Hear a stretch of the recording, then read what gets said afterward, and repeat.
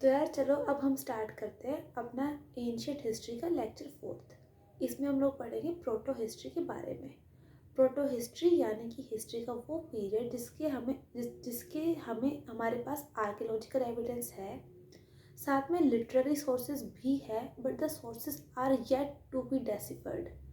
यानी कि ये हिस्ट्री का वो पीरियड है जिसके अपने पास आर्कियोलॉजिकल सोर्सेज तो अवेलेबल है, लिटरेरी सोर्सेज भी अवेलेबल तो है, बट जो स्क्रिप्ट है उन सोर्सेज की वो अब तक डेसिफर नहीं की गई है। मतलब कि हमें पता ही नहीं है कि क्या लिखा गया उसमें। The script is yet to be deciphered. तो यानी कि प्रोटो हिस्ट्री में हम लोग पढ़ेंगे इंडस वैली सिविलाइजेशन या फिर हड़प्पन सिविलाइजेशन। यही वो पीरियड है हिस्ट्री का जिसकी स्क्रिप्ट अब तक डेसिफर नहीं की गई है, एंड इसीलिए हम लोग इसको बोलते हैं प्रोटो हिस्ट्री का पीरियड। तो चलो हम स्टार्ट करते हैं आईबीसी के बारे में। तो इंडस वैली सिविलाइजेशन तो पहले डिस्कस करते हैं अपनी ब्रॉड टाइमलाइन की, मतलब वो मैप की हम लोग कि हम क्या क्या पढ़ेंगे इसके बारे में। तो पहले हम पढ़ेंगे time period, then geographical extent, then town planning, artificial dockyard, art and craft, diverse means of subsistence, internal and external contexts, then contrasting analysis with contemporary civilizations, then IBC continuity to modern times, and then decline of IBC। तो ये अपना road map रहेगा of period of proto history, और we can say IBC यानी कि Indus valley civilisation. तो चलो अब हम लोग स्टार्ट करते हैं इससे। तो हम लोग जब भी हिस्ट्री पढ़ते हैं हम लोग स्टार्ट किस चीज़ से करते हैं? Sources of information. बिकॉज जो अपने पास सोर्सेज होते हैं उसी से हम पता लगाते हैं कि उस पीरियड में क्या हुआ था। तो बेसिकली अपनी जिम्मेदारी ये बनती है कि जब भी हम लोग कोई पीरियड पढ़े तो पहले हम लोग ये जान लें कि उस पीरियड के अपने पास सोर्सेज ऑफ इंफॉर्मेशन क्या क्या है। तो हम लोग देखते हैं कि अपने पास IBC के क्या क्या सोर्सेज ऑफ इंफॉर्मेशन है। तो हमें बताया कि भाई जो सोर्स ऑफ इंफॉर्मेशन होता है 2 टाइप के होते हैं, आर्कियोलॉजिकल एंड लिटरेरी। तो अपने पास इस पीरियड के आर्कियोलॉजिकल सोर्सेज भी अवेलेबल है एंड लिटरेरी भी अवेलेबल है। लिटरेरी पर्टिकुलरली जो IBC स्क्रिप्ट थी, it is yet to be deciphered. जो स्क्रिप्ट है अब तक डेसिफर नहीं की गई है, बट अपने पास जो कंटेम्प्रेरी कल्चर्स थे उस टाइम के, यानी कि दैट इजिप्शियन सिविलाइजेशन या फिर हम लोग बोलते हैं मेसोपोटामिया सिविलाइजेशन, तो उनके जो कुछ टेक्स्ट है वो डेसिफर है, एंड उसमें हमें कुछ मेंशन मिलता है रिगार्डिंग IBC साइट्स। तो हम लोग उससे भी कुछ एविडेंस निकाल सकते हैं to study our IBC culture. Okay, तो फिर अब क्या है? Archaeological source and literary. Archaeological में क्या क्या आता है? Excavations, for example Harappa, Mohenjodaro. Harappa first site, Mohenjodaro ये भी हमें बताया साइट थी। राखी गढ़ी ये हरियाणा में साइट है, एंड ये largest of the IBC sites है जो कि अब तक डिस्कवर की गई है। धोलावीरा गुजरात में है, चानुडारू बनावली कालीबंगन राजस्थान में है, कोटडीजी। इनमें से जितनी जितनी इम्पोर्टेंट साइट्स हैं उनके बारे में हम लोग पढ़ेंगे अपकमिंग आगे, मतलब लेक्चर में आगे बढ़कर।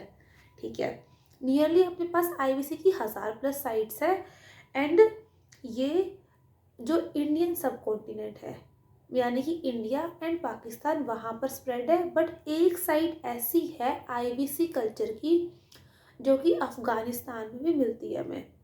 मतलब कि जो IBC साइट्स है वो मोस्टली कहाँ पर है? इंडिया एंड पाकिस्तान, बट एक साइट हमें अफ़गानिस्तान में भी मिलती है। अब देखते हैं हम लोग इसके लिटरेरी सोर्सेज क्या क्या है।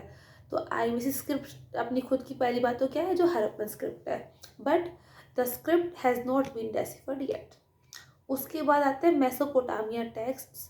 जो मेसोपोटामिया है वो IBC का कंटेम्पररी सिविलाइजेशन था। मतलब हमें पता है कि इवेंट जो है वो टाइम एंड स्पेस दो चीज़ पे डिपेंड करता है।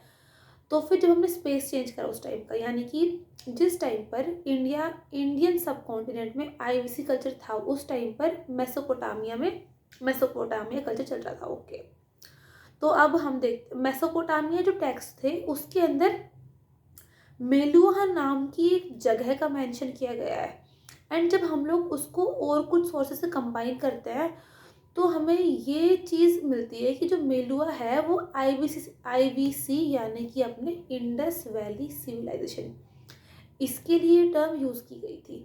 तो मतलब कि ये अपने पास एक लिटरेरी सोर्स हो गया to study the IVC culture.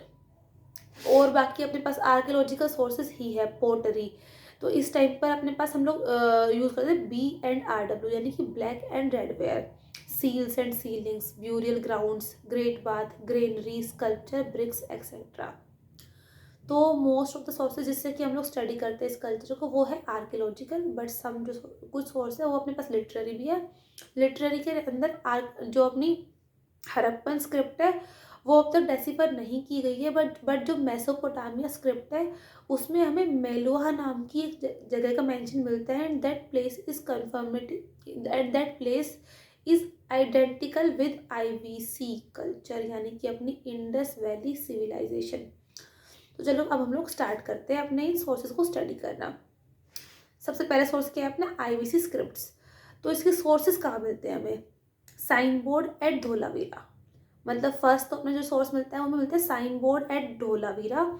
ये इंडिकेटिव है हाई अर्बन लिटरेरी का। एंड साथ में कुछ सील्स मिलती है, स्टीलाइट की, स्टोन्स की, टेराकोटा की, आइवरी यानी बोन की, मेटल ब्रोंज। हाँ, जो आईवीसी कल्चर के लोग थे वो ब्रोंज मेटल यूज़ करते थे।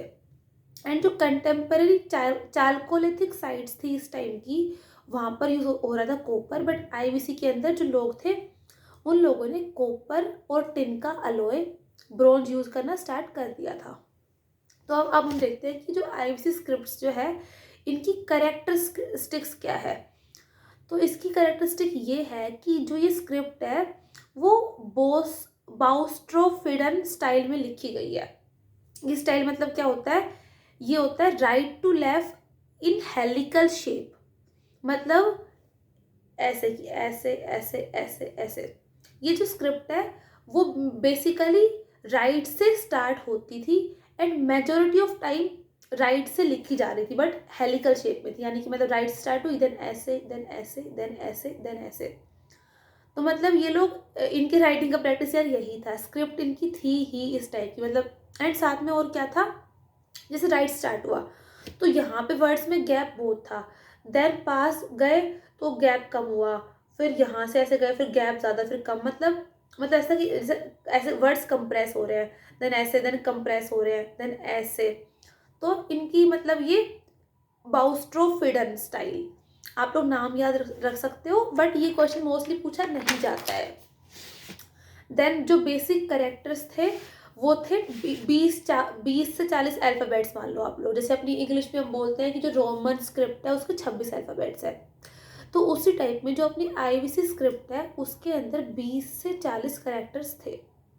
एंड जो ये कॉम्बिनेशंस थे वो लगभग 300 और 400 के आसपास वर्ड्स बनाते थे, मतलब कि हमें मिले हैं इतने वर्ड्स, तो वो तो हो सकता है कि और भी वर्ड्स हो, बट डिस्ट्रॉय हो गए विद टाइम, नेचुरल फोर्सेस, बहुत रीजन होते हैं डिस्ट्रॉय करने का, ठीक है। And but the script is yet to be deciphered. तो बेसिकली अपनी समरी क्या है आईवीसी स्क्रिप्ट की, कि जो इंडस वैली स्क्रिप्ट है वो हमें बहुत सी सीलिंग्स के ऊपर, आइवरी टूल्स के ऊपर बहुत जगह मिलती है, धोलावीरा के ऊपर एक बोर्डिंग है वहाँ पे होर्डिंग वहाँ भी मिलती है हमें, but the script is yet to be deciphered. And ये हेलिकल पैटर्न में लिखी गई है from right to left. And basically इसमें 20-40 अल्फ़ाबेट्स है, वो लगभग 300 से 400 के आसपास वर्ड्स बना रहे हैं, ओके। तो ये तो थी अपनी स्क्रिप्ट आईवीसी कल्चर की, which is yet to be deciphered. तो यार बहुत कमाल की बात है कि भाई जिस दिन अपनी स्क्रिप्ट डेसिफर हो गई ना, तो उस दिन तो हम लोगों को बहुत कुछ नई इन्फॉर्मेशन मिल जाएगी रिगार्डिंग द आईवीसी कल्चर। अपने हिस्टोरियंस और जो अपने कौन से होते हैं लैंग्वेज ऊपर बहुत लोग लगे हुए हैं अपने यहाँ पर काम पे कि भाई स्क्रिप्ट को डेसिफर करें, बट यार अब तक तो डेसिफर नहीं कर पा रहे हैं, but hope in the near future हम लोग इस स्क्रिप्ट को डेसिफर कर पाए। एंड जिस दिन ये स्क्रिप्ट डेसिफर हो गई ना तो भाई मज़ा आ जाएगा मतलब हमें बहुत कुछ नया मिल जाएगा यार कि क्या था उस टाइम, क्योंकि अभी वो एक राज टाइप में बना हुआ है भाई क्या था ऐसे ऐसे। एंड ये अंग्रेज तो यार थे ऐसे, इन लोगों ने तो ध्यान दिया ही स्क्रिप्ट को डेसिफर करने के लिए, कोशिश करी होती तो हो जाती डेसिफर अब तक, बट कोई बात नहीं, लोग लगे हुए हैं अपने यहाँ के, तो करेंगे किसी डेसिफर तो हो जाए तो मज़ा आ जाए, नहीं मज़ा तो क्या यार सिलेबस ही बढ़ जाएगा अपना तो कोई नहीं, उससे पहले यूपीएससी निकाल लेंगे। हाँ ठीक है, देखते हैं हम लोग अब आगे की टाइमलाइन। तो जो टाइमलाइन जो है वो यार फिक्स तो होती नहीं, सिरका मतलब अप्रोक्सीमेटली है 2600 बीसी से लेकर 1900 बीसी तक। तो इसी के अंदर आता है pre Harappan period and Harappan period. जो प्री हड़प्पन पीरियड है वो है सिरका 3200 बीसी से 2600 बीसी। एंड जो अपना हड़प्पन पीरियड है वो है सिरका 2600 बीसी से लेकर 1900 बीसी। अब यार अलग अलग बुक्स जो है ना उनमें ये पीरियड अलग अलग दिया गया है, मतलब रफली तो यही है। अब उपिंदर सिंह में कुछ छोड़ दे रखा है, आर एस शर्मा में कुछ छोड़ दे रखा है, किसी और बुक में कुछ छोड़ दे रखा है, बट है ना हमसे कोई फिक्स तो पूछेगा नहीं। एंड हमें जो रफली टाइम पीरियड है ना वही ध्यान रखना है। रफली क्या है अपना 2600 से लेकर 1900 बीसी, यही ध्यान रखो हम लोग।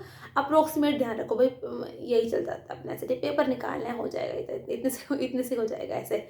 बाकी तो स्क्रिप्ट डेसिफर होगी तो सिलेबस बढ़ेगा, तब देख लेंगे कंफर्म क्या है भाई अपना। ओके, तो भाई ये अपना ऐसे है। एंड जो पीक था इसका हड़प्पन कल्चर का वो था 2200 बीसी से लेकर 2000 बीसी तक। एंड 1900 पर आके इसका डिक्लाइन हो गया। एंड 1750 बीसी के आसपास तो नियरली ये एक्सटिंक्ट ही हो गया। एंड भाई जो ये तो यार मिस्ट्री बनी हुई है अब तक कि भाई डिक्लाइन कैसे हुआ इतनी कमाल वाली सिविलाइजेशन का, मतलब कि ये तो राज है आज तक। बहुत सी थ्योरीज आई है, जैसे कुछ लोग बोलते हैं आर्यन इन्वेजन थ्योरी, कुछ कुछ बोलते हैं ऐसे ऐसे, जो कि हम लोग आगे पढ़ेंगे in the upcoming lecture.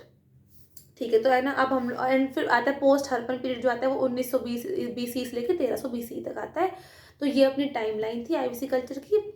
Pre Harappan period था 3200 बीसी से लेकर 2600 तक, हड़प्पन 2600 से 1900 तक, लेट हड़प्पन या पोस्ट हड़प्पन 1900 से 1300 तक। ओके, अब हम देखते हैं ज्योग्राफिकल एक्सटेंट क्या था। तो इतना तो हम लोगों ने स्टार्टिंग में देख लिया था कि भाई ये है जो मोस्ट ऑफ द साइट्स जो है आईवीसी की वो है India and Pakistan, one side जो है वो अफगानिस्तान में।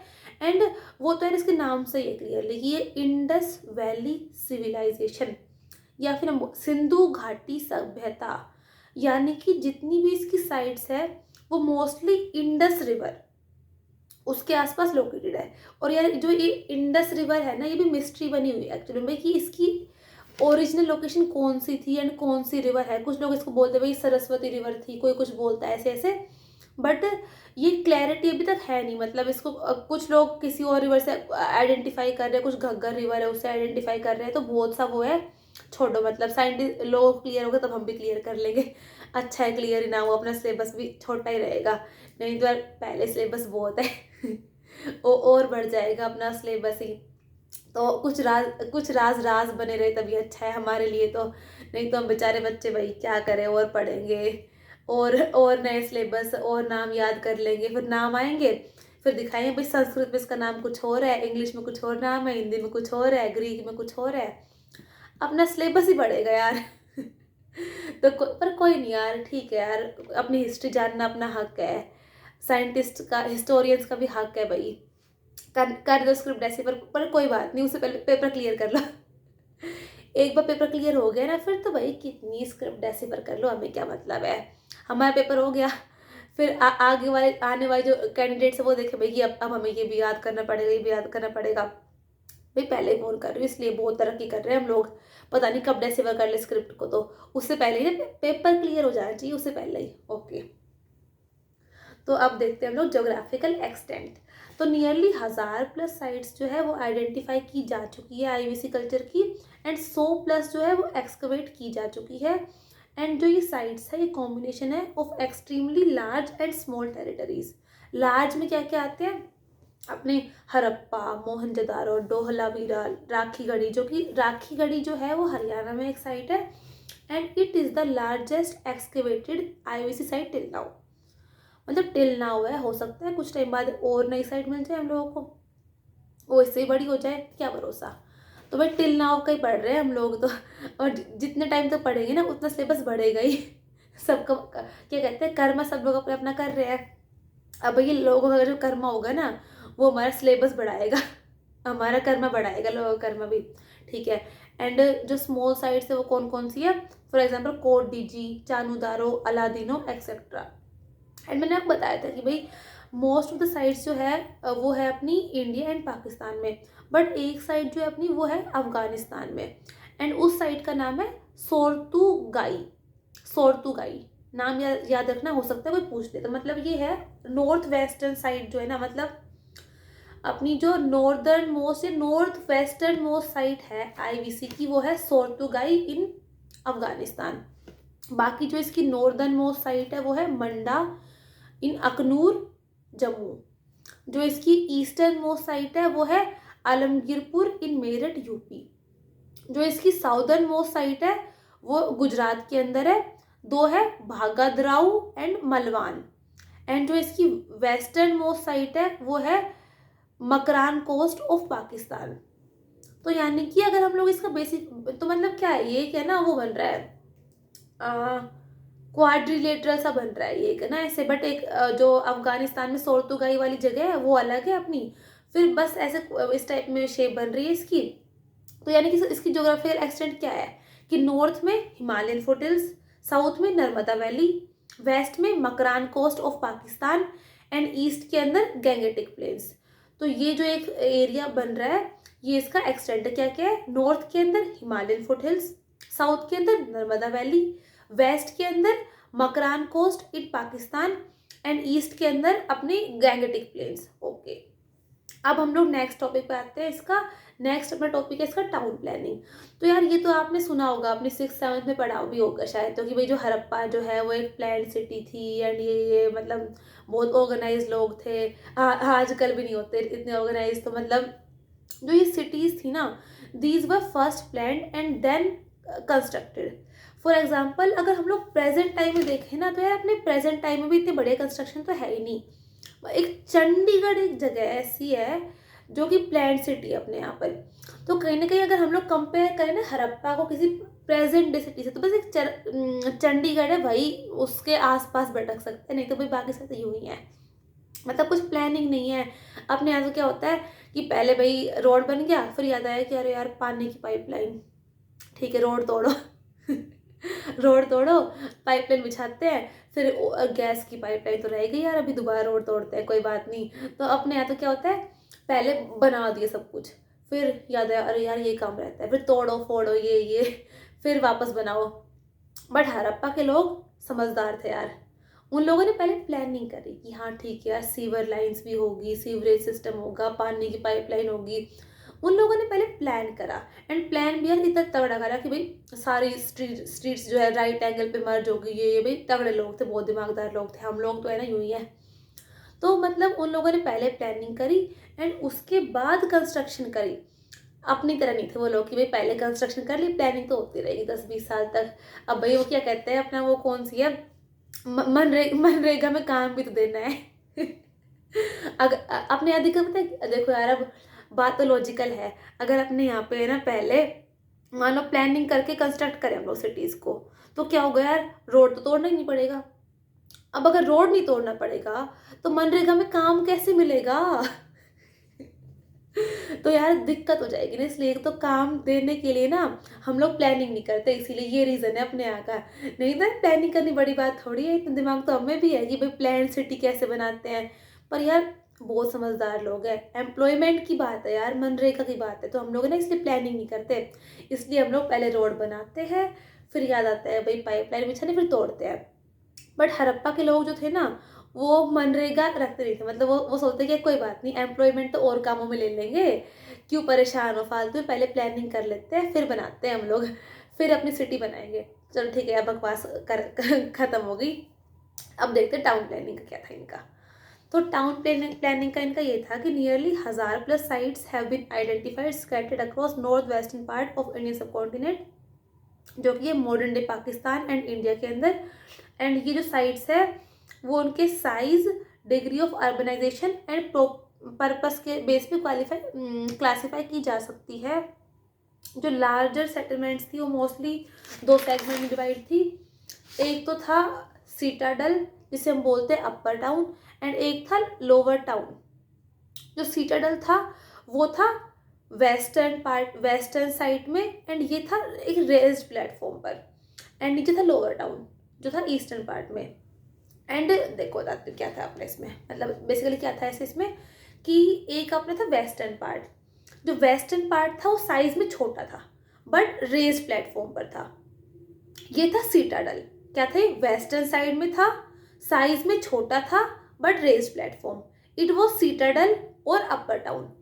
ईस्टर्न साइड में लार्ज एरिया था साइज में बट लो लेवल पर था, यानी कि रेज्ड नहीं था, एंड ये था लोअर टाउन। तो क्या था बेसिकली, वेस्टर्न साइड में एरिया कम था बट रेज्ड प्लेटफॉर्म पर सिटाडल था। ईस्टर्न साइड में large area but not on raised platform, जो कि था लोअर टाउन। एंड ये कहा जाता है कि जो रूलिंग क्लास थी या जो इलाइट लोग थे वो सिटाडल पे रहते थे ऐसे, एंड जो कॉमन लोग थे वो थे लोअर टाउन पे। ओके, जो ईस्टर्न पार्ट था वो लार्ज था इन एरिया एंड इट वाज अनफोर्टिफाइड। जो सिटाडल था वो फोर्टिफाइड था। क्लियरली भाई वही बात है, इलाइट लोग थे तो भाई उनकी रक्षा वक्षा के लिए तो फोर्टिफाइड तो बनता ही है अपना। ओके, एंड जो ईस्टर्न पार्ट था यानी कि जो लोअर टाउन था वो लार्जर इन एरिया था बट अनफोर्टिफाइड था, एंड ये देखा जाता है तो है ना। और मतलब यहाँ पे कॉमन लोग रहते थे, ईस्टर्न साइड में अर्बन एलिट लोग थे। एंड इसमें कुछ साइड्स तो ऐसी है जहाँ पर 3 सेटलमेंट्स भी थे, मतलब 3 प्लेटफॉर्म मान लो ऐसे। एक जैसे धोलावीरा इन गुजरात, वहाँ पे क्या था, वहाँ पे एक अपर टाउन था, एक मिडल टाउन था, एंड एक लोअर टाउन था। मतलब मोस्ट जगह में क्या हुआ, upper town citadel, lower town common लोग गए था।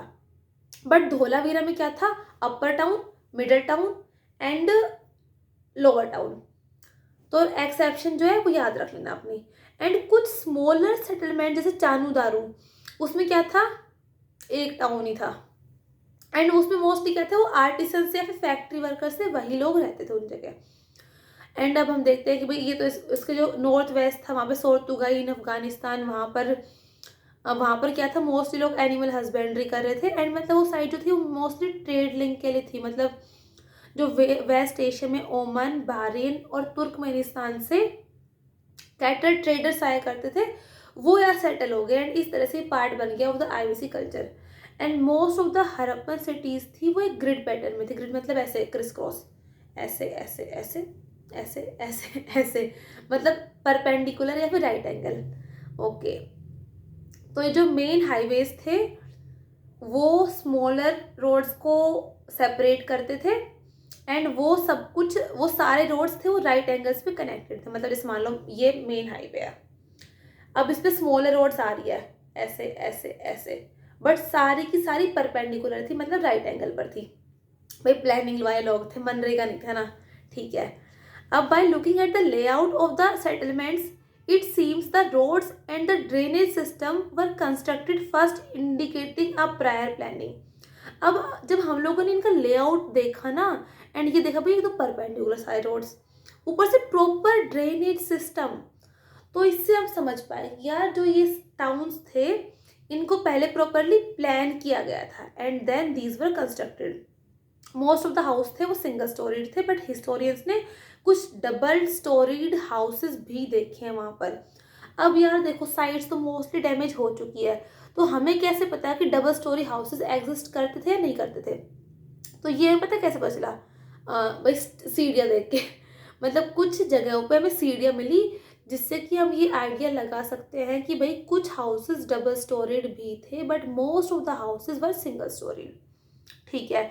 एंड मोस्ट जितने भी हाउसेस थे उन सब में हम लोगों को इनबिल्ट बाथरूम मिलता है, सीवेज या फिर वेस्ट वाटर यूनिट भी मिलती है। एंड जो सीवेज या वो वेस्ट वाटर था वो बहुत सिस्टमेटिकली कनेक्टेड था to the main sewage unit. मतलब भाई बहुत हाइजीनिक लोग भी थे हाइजीनिक लोग थे उस टाइम भी। स्वच्छ भारत अभियान उस ज़माने में चल चुका था पहले ही, हम तो लेट स्टार्ट कर रहे हैं। और क्या भाई, वहाँ स्वच्छ भारत अभियान, सारे अभियान सब कुछ था वहाँ पे। तो वहाँ पे क्या था, हर हाउस के अंदर इनबिल्ट बाथरूम था, एंड जो बाथरूम है उससे sewage line main sewage unit से बहुत प्रॉपरली कनेक्टेड थे। ये नहीं भी टूट फूट गया, बारिश में ओवरफ्लो हो गया, ये इतना नहीं था। एंड साथ में रेगुलर मेंटेनेंस भी थी। ये कैसे पता, हमें पोर्ट होल्स भी मिले हमें वहाँ पर, ठीक है। तो some of the IVC settlements also had inbuilt well inside the, भाई कुएं भी खोद रखे थे उन लोगों ने।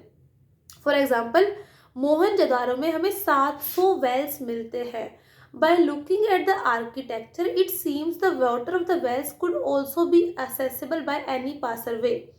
Water was not a private property. तो यार क्या है, हमें ना मोहनजोदारो में लगभग 700 के आसपास वेल्स मिलते हैं एंड उन वेल्स को देख के हम ये कह सकते हैं कि जो वो जो वेल्स थे उससे कोई भी इंसान पानी ले सकता है, मतलब कि वाटर जो है वो प्राइवेट प्रॉपर्टी नहीं थी, ये कॉमन बिलोंगिंग या पब्लिक प्रॉपर्टी थी उस टाइम की। और जो विंडोज, और भाई एक बात और है, उन लोगों को प्राइवेसी की बहुत कंसर्न प्राइवेसी की कंसर्न थी भाई, हम लोग समझदार नहीं भाई, उस टाइम में राइट टू प्राइवेसी था उस जमाने में भी। क्या था, जितने घर थे ना मोस्टली किसी भी घर की विंडो जो है वो रोड की साइड ओपन नहीं होती थी, मतलब मेन रोड की साइड घर की खिड़कियां खुलती नहीं थी, अपोजिट साइड हुआ करती खिड़की, यानी कि भाई वहां पे लोगों को ना दूसरे घर में ताका झाकी करने की आदत भी नहीं थी, मतलब कि उन लोगों को खुद की प्राइवेसी एंड दूसरों की प्राइवेसी दोनों की फिक्र थी। वो ये नहीं था कि भाई पड़ोस में लड़ाई हो रही है कोई बात नहीं बैठे बैठे मजे लेते हैं, या फिर मानो रोड क्या होता है भाई, जैसे थाली लोग बैठे हैं ठीक है, रोड की साइड खिड़की है, कोई गिर गया रोड पे, कोई केले छिलके पैर रख के फिसल गया, बाइक गिर गई, मजे ले लेते, नहीं यार नहीं यार, वो लोग ऐसे नहीं थे, उनको प्राइवेसी की बहुत कंसर्न्स थी यार, बहुत कंसर्न्स थी तो फिर मतलब ये इससे हमें क्या पता चलता है कि यार अब यार ये तो हो नहीं सकता कि भाई सारे लोग ही ऐसे हो, कुछ तो वेरी लोग होंगे वो सोचे नहीं यार प्राइवेसी क्या होता है, हम तो ऐसे ठीक है, हम तो दूसरों की प्राइवेसी भंग और करेंगे। तो यार कुछ लोग तो क्यों, तो यार सब लोग अगर खुद की चॉइस से कराते तो यार सब तो ऐसे कंस्ट्रक्ट नहीं करा सकते अपने हाउसेज जो है कि विंडो उस साइड हो। तो इससे हमें क्या समझ आता है कि भाई हाउसेज जो है वो किसी म्युनिसिपल बॉडी ने कंस्ट्रक्ट करवाए थे, यानी कि उस टाइम कोई म्युनिसिपल बॉडी एग्जिस्ट करती थी जिसने कि प्लान करा था कि सारे हाउसेस किस तरह से बने जाएंगे, और उस म्युनिसिपल बॉडी ने ही ये प्लान करा था कि जितने भी हाउसेस होंगे उनकी विंडोज जो है वो मेन रोड की साइड नहीं खुलेगी, ठीक है। तो windows almost never open to the streets, indicating strict regulations and the presence of a possible municipal body. Harappan settlements marked by scanty rainfall had separate arrangements for harvesting water. यानी कि यार उनके पास तो water harvesting का भी system था। Here the buildings had sloped roofs where rain water was collected via pipes and cisterns beneath the ground. तो यार मतलब एक तो मतलब म्युनिसिपल बॉडी एग्जिस्ट करती थी उस टाइम पर, एंड उसी म्युनिसिपल बॉडी ने पूरा प्लान बनाया था टू कंस्ट्रक्ट द हाउसेस, कि भाई कैसे हाउसेस बनेंगे, उन सभी बाथरूम भी होगा, सीवेज सिस्टम होगा, विंडोज है वो मेन रोड में ओपन नहीं होगी, एंड साथ में रेन वाटर हार्वेस्टिंग का सिस्टम होगा। तो मतलब कि बहुत प्लान्ड एंड ऑर्गेनाइज्ड टाउन्स थे यार उस टाइम के, म्युनिसिपल बॉडी एग्जिस्ट करती थी उस टाइम पे, सिटाडल था, लोअर टाउन था, तो क्लियरली ये इंडिकेट करता है यार प्लानिंग थी उस टाइम के लोगों में ना, समझदार थे, समझदार, ठीक है। तो the Harappans developed N elaborate system of drainage and was unique in character. No other contemporary civilization such as Mesopotamia or Egyptians had such elaborate arrangement. तो यार हरप्पन्स जो है ना हाइजीनिक लोग थे यार, हाइजीन का पूरा ध्यान था उस टाइम की। हमने जितनी भी सिविलाइजेशन है उनको स्टडी किया ना, चाहे भले वो मेसोपोटामिया हो, इजिप्शियन हो, जैसा ड्रेनेज सिस्टम भाई इन लोगों का था ना किसी का नहीं था, मतलब प्रॉपरली कंस्ट्रक्टेड था सब कुछ ऐसे, एंड साथ में रेगुलर मेंटेनेंस भी थी। तो यार हाइजीनिक लोग थे, ऐसा ड्रेनेज सिस्टम जो है ना वो किसी भी कंटेम्पररी सिविलाइजेशन में नहीं था। तो मतलब कि जो drainage system of Harappas is a unique feature of this culture. Okay, every household was connected to the main sewage channel that was finally discharged at nearby river. तो हर एक घर के अंदर बाथरूम था इनबिल्ट, एंड वो मेन सीवेज से connected था, and जो मेन सीवेज था उसका सारा वेस्ट वाटर एक नियर बाई रिवर में डिस्चार्ज होता था, and the main drainage unit या sewage channel was constructed using burnt bricks, or we can say terracotta bricks beneath the main highway. तो यार जितने जो मेन ड्रेनेज यूनिट थी ना वो प्रॉपरली बर्न्ड ब्रिक्स और टेराकोटा ब्रिक्स उनसे बनाया गया था, एंड जो मेन हाईवे था उसके नीचे था, मतलब कि पहले planned and then constructed. And we find the evidence of loose bricks at different points indicative of periodic maintenance and also the presence of a municipal body. तो यार साथ में ना हमें बहुत सी जगह लूज ब्रिक्स मिलती है, मतलब क्या था, जो मेन ड्रेनेज यूनिट थी अपनी वो बर्न्ड ब्रिक्स से बनी हुई थी, टेराकोटा ब्रिक्स से, बट कुछ जगह पे लूज ब्रिक्स थी। तो वो क्या इंडिकेट करती है भाई, वो जो ब्रिक्स थी उसको हटा के लोग रेगुलरली क्लीनिंग व्लीनिंग एंड मेंटेनेंस करते थे उस ड्रेनेज यूनिट्स की। तो यानी कि वहाँ पर क्या थी, एक प्रॉपर मेंटेनेंस के लिए म्युनिसिपल बॉडी भी थी, ऐसा इंडिकेशन हम लोग समझ सकते हैं इससे। ठीक है, अब हम देखते हैं इसका ब्रिक लेइंग पैटर्न। तो यार अपना नेक्स्ट टॉपिक है IVC bricks and brick laying pattern. तो फिर यहाँ पर मड ब्रिक्स यूज टाइप्स क्या थी, मड ब्रिक्स, बर्न्ड ब्रिक्स।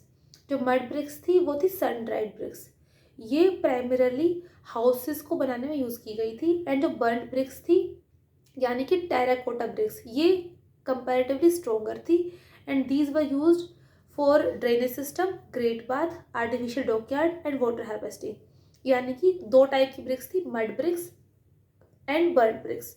जो मड ब्रिक्स थी वो कंपैरेटिवली वीकर थी एंड ये हाउसेस बनाने में यूज़ करी गई थी, एंड दूसरी थी बर्न्ड ब्रिक्स। जो बर्न्ड ब्रिक्स थी वो यार ऑफकोर्स मजबूत थी ज़्यादा, एंड इसलिए जो वाटर वाइज रही थी यानी कि डॉक यार्ड, ड्रेनेज सिस्टम, इन सबको बनाने में यूज़ की गई थी। ओके, एज पर साइज हम क्लासीफाई करें तो पहली ब्रिक्स, तो फिर अपने थे इसके दो टाइप्स, तो मतलब टाइप्स क्या थे, mud bricks and burned bricks. And as per size जितनी ब्रिक्स थी उनका रेशियो था 1:2:5, ये साइज था उनका। एंड इसमें दो टाइप की थी, स्मॉलर एंड लार्जर। जो स्मॉलर थी वो थी 7:14:20 सेंटीमीटर, एंड मेजरली ये हाउसिंग पर्पज के लिए थी। एंड जो लार्जर थी वो थी 10:20:40, ये दीवार for construction of walls use करी गई थी। एंड साथ में हमें एविडेंस मिलते हैं of curved bricks and ornate bricks. Okay, and अब देखते हैं यहाँ का ब्रिक लेइंग पैटर्न क्या था। तो ब्रिक लेइंग पैटर्न था इसका इंग्लिश बोर्ड स्टाइल, ये बस नाम याद रख लो, कुछ जरूरत नहीं थी यहाँ पर। साथ में यहाँ पर ट्रू आर्क का कोई एविडेंस नहीं मिलता। ट्रू आर्क, आर्क क्या होती है, जो वो नहीं बोलते हम लोग कुछ, मतलब दिखाती हूँ मैं आपको। जैसे ना देखो, जैसे ये है ना, रुक जाओ इसमें तो यार अपोजिट आएगा, तो जैसे दिखाती हूँ आपको, ये तो इंग्लिश बोर्ड स्टाइल है। एंड साथ में जो ट्रू आर्क होती है वो तो ये होती है, मतलब ये सिंगल ऐसे कंस्ट्रक्ट की जाती है, एंड साथ में यहाँ पे की स्टोन होता है। बट हमें हड़प्पा में ट्रू आर्क जो ये है वो नहीं मिलती है, हमें यहाँ पर बस ये ऐसी वाली आर्क मिलती है जो ट्रीबेट स्टाइल की होती है, एंड कोरबेलिंग के मेथड से कंस्ट्रक्ट की जाती है आर्क। यहाँ पे जो है ये मतलब इम्पोर्टेंट नहीं है, बस मैंने वैसे बुक में देखा इसलिए बता दिया आपको, बट ये छोड़ो, मतलब इतना याद रख लो कि जो ब्रिक लेइंग टेक्निक थी वो इंग्लिश बोर्ड स्टाइल में थी, एंड ट्यूब आर्क वहाँ यहाँ पर एब्सेंट थी, and constructions were made using mortar, मतलब कि ये अपने सीमेंट विमेंट का जो ये होता है ना, मतलब ग्लू टाइप मान लो, उसको यूज़ किया गया था यहाँ पे ऐसे। ठीक है, तो अब क्या समरी अगर हम लोग करें आईवीसी ब्रिक्स की, तो क्या है, दो टाइप की ब्रिक्स थी, mud bricks and burned bricks. जो मड ब्रिक्स थी वो घर बनाने में यूज़ की गई थी, जो बर्न्ड ब्रिक्स या फिर टेराकोटा ब्रिक्स थी वो drainage system, water harvesting system and dockyard and great bath, ये इनमें यूज़ करी गई थी।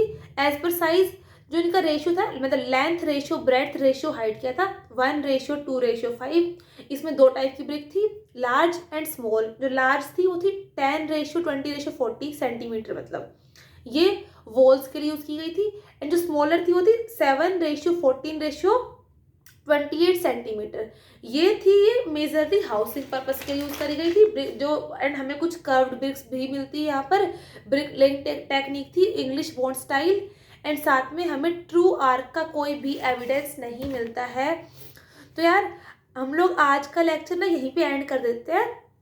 अभी क्योंकि बात ये है कि बहुत लंबा खिंच जाएगा तो लेक्चर जो अपना है ना, पूरा पूरा मतलब आधा घंटा और लग जाएगा। अब यार पूरा आईवीसी कल्चर एक्सप्लेन कर रहे हैं, अभी तो अपना ग्रेट बाथ भी आएगा, ग्रीनरी भी आएगी, एंड देन आईवीसी सोसाइटी आएगी, सीलिंग्स, काफ़ी कुछ है अभी ना।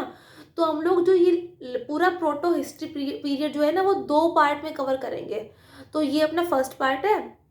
तो मैं बाकी मैं सेकंड पार्ट का वीडियो बनाऊंगी, इसमें कि हम कंप्लीट कर देंगे अपना प्रोटो हिस्ट्री यानी कि आईवीसी का पीरियड। आई होप आपको समझ आया होगा आज का लेक्चर, एंड अगर कोई भी डाउट है आपका तो you can ask that in the comment section. बाकी यार अगर वीडियो पसंद आया है तो please like share and subscribe, यार मेहनत लगती है, प्लीज़ प्लीज़ प्लीज़ कर देना लाइक, यार please please please. Okay bye.